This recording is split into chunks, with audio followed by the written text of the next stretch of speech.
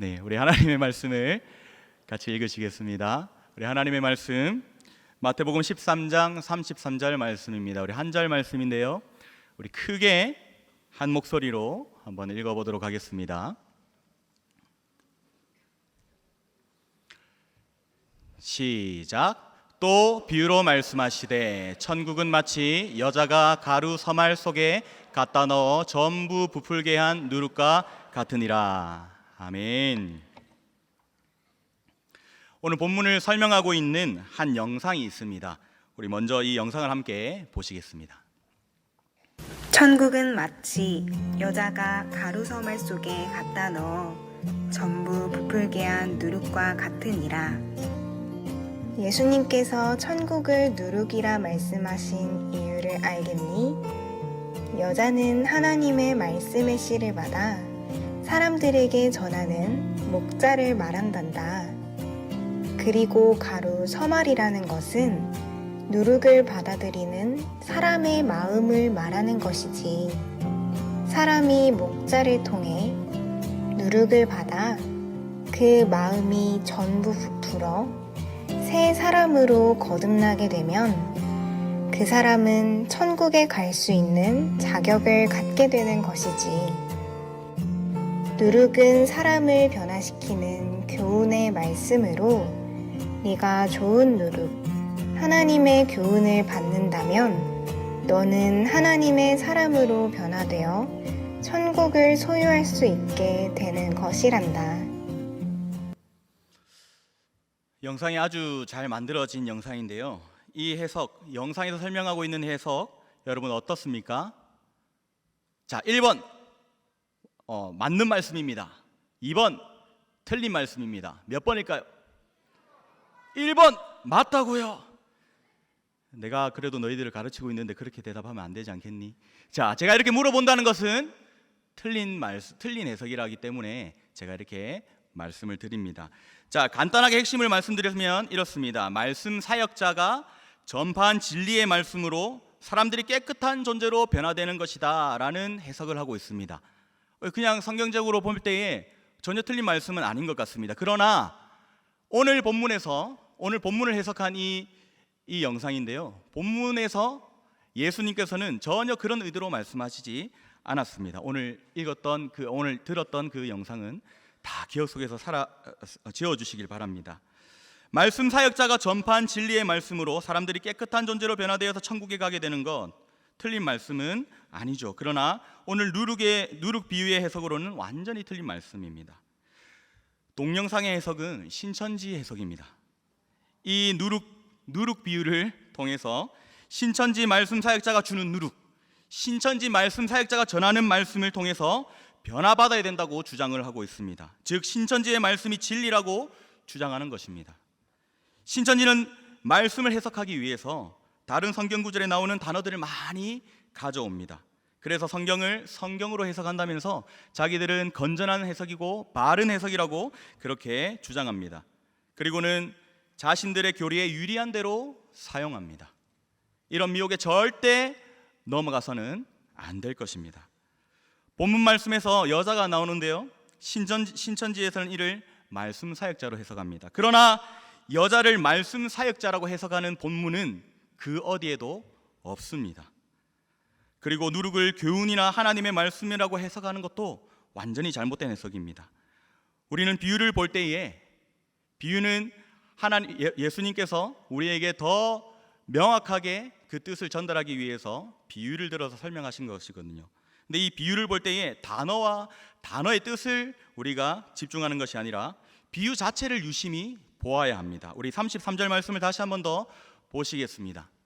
또 비유로 말씀하시되 하면서 시작되는데요, 노란색으로 되어 있는 부분 천국은 마치, 그리고 맨 마지막에 누룩과 같으니라 라고 기록되어 있습니다. 예수님은 본문을 통해서 무엇을 우리에게 말씀해 주시려고 한 것일까요? 무엇일까요? 천국에 대한 이야기를 하고 계신 것입니다. 말씀의 사역자에 대한 이야기도 아니고 하나님의 말씀에 대한 이야기도 아닙니다. 바로 천국은 이런 것이다 라고 알려주고 계신 것입니다. 천국은 마치 뭐와 같다고 했나요? 천국은 마치 누룩과 같다. 예수님은 이 누룩을 어떻게 표현했습니까? 다시 한 번 더 말씀을 보여주십시오. 누룩을 어떻게 표현했습니까? 어떻게 한 누룩과 같다고요? 전부 부풀게 한 누룩과 같다. 그러니까 천국은 마치 누룩과 같다. 근데 이 누룩은 어떤 성질이 있냐면 전부 부풀게 하는 성질이 있다. 그런 뜻으로 예수님께서는 우리에게 말씀하셨습니다. 즉 천국은 마치 누룩과 같아. 누룩이 가루를 부풀어 오르게 하잖아. 이처럼 천국도 지금은 아주 미미하지만 나중에 시간이 지나면 우리의 상상을 초월할 만큼 커지게 될 거야. 예수님은 이런 의미로 천국의 특성에 대해서 설명하신 것입니다. 이는 본문 바로 앞에 나오는 겨자씨 비유를 다시 우리가 살펴보면 명확히 알 수가 있습니다. 31절 말씀에 보시면 여기도 천국은 마치 하면서 시작됩니다. 천국은 마치 사람이 자기 밭에 갖다 심은 겨자씨 한 알 같으니 이는 모든 씨보다 작은 것이로되 자란 후에는 풀보다 커서 나무가 되매 공중의 새들이 와서 그 가지에 깃들이니라. 여기 보면 천국은 마치라고 시작되면서 겨자씨 한 알 같다고 얘기합니다. 그리고 작은 것이라고 얘기하고요, 시간이 지나서 나중에는 엄청 큰 나무가 된다고 얘기합니다. 신천지에서는 이 말씀을 이렇게 해석합니다. 말씀의 사역자가 우리 밭을 생각하면은 사람들이 사람의 마음밭을 생각할 때가 많습니다. 그래서 말씀의 사역자가, 즉 신천지 말씀 사역자가 사람의 마음밭에 겨자씨 하나를 심었습니다. 그래서 이 말씀이 자라서 열매 맺는 사람이 되면은 성령님이 우리 속에 깃들게 된다. 성령님이 오시게 된다. 공중의 새가 깃든다라고 했잖아요. 그 공중의 새가 신천지에서는 새를 비둘기라고 표현합니다. 그리고 비둘기 같은 성령이라고 하면서 성령님이 오시게 된다라고 해석합니다. 너무 그럴듯한데 전혀 아닌 말씀입니다. 완전히 틀린 말씀입니다. 이번에 순교지 탐방을 갔을 때 가이드 하시는 분이 저를 보고 이렇게 얘기하셨습니다. 목사님, 너무 귀여우세요. 마치 곰돌이 푸 같아요 라고 얘기를 했습니다. 무슨 말일까요? 그냥 있는 그대로 목사님 너무 귀여워요, 곰돌이 푸 같이 귀엽습니다. 제가 이렇게 말하면서도 좀 너무 민망한데요. 네, 그런 뜻이잖아요. 네, 이런. 근데 이 모습을 보면서 제가 이렇게 해석합니다. 뭐 곰돌이 푸 같다고? 곰? 미련하다는 뜻인가? 야, 푸는 빨간 티를 입고 다니잖아. 나는 지금 검은 티를 입고 있는데 왜 그런 얘기를 하시지? 푸는 꿀을 좋아하니까 뭐 꿀을 좋아할 것처럼 보이나 내가? 뭐 이렇게 해석한다면 제가 미친 사람이겠죠. 그냥 말 그대로 목사님 너무 귀여우세요. 네, 푸 같이 생겼었어요. 그냥 이런 뜻입니다. 그런데 제가 이상하게 해석한다면 잘못된 해석이겠죠. 겨자씨 한 알 비유. 이 말씀은 무슨 말씀을, 어떤 것을 설명하는 말씀일까요? 마찬가지로 천국을 설명하는 비유입니다. 천국은 마치 겨자씨와 같습니다. 천국은 지금은 겨자씨 한 알만큼 작습니다. 그러나 나중에는 새들이 날아와서 쉴 수 있을 만한 큰 나무처럼 천국도 아주 커지게 될 겁니다. 그런 의미인 것입니다. 예수님께서는 이 두 비유를 통해서 하나님의 나라가 지금은 아주 미미하게 보이는 작은 것이지만 시간이 지나면 아주 커지게 될 것이라고 말씀하고 있는 것입니다. 천국은 예수님의 가르침과 사역을 통해서 시작된 하나님의 통치입니다. 작고 미미하게 시작된 천국은 이미 역사하고 있고 결코 중단되지 않을 것입니다. 이는 마침내 온 세상과 세상 사람들에게 엄청난 영향을 끼치게 될 것이라는 예수님의 가르침입니다. 실제로 천국은 당시 유대인들이 기대한 것과는 전혀 다른 모습으로 임했지만 시간이 지나며 지대한 영향력으로 사람들과 세상을 변화시키게 되었습니다.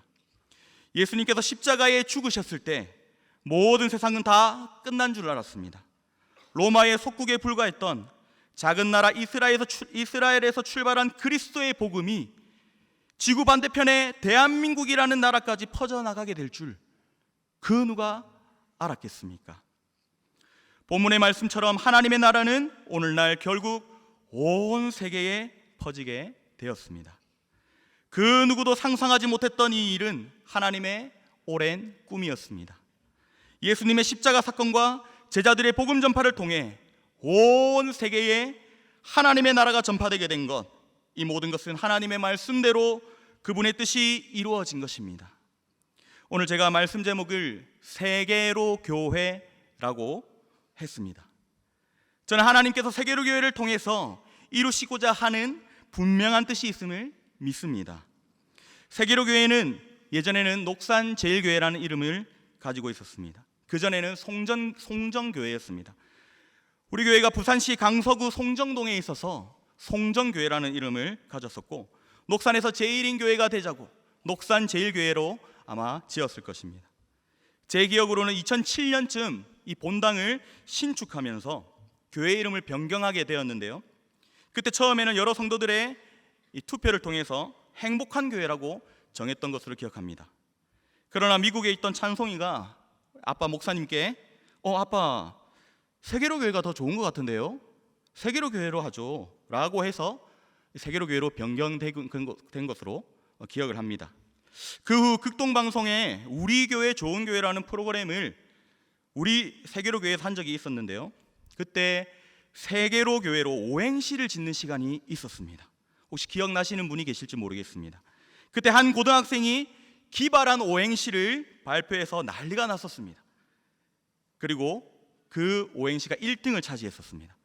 제가 그 오행시를 한번 읽어드리겠습니다. 운을 한번 띄워주시길 바랍니다. 세계적인 교회, 굉장한 교회,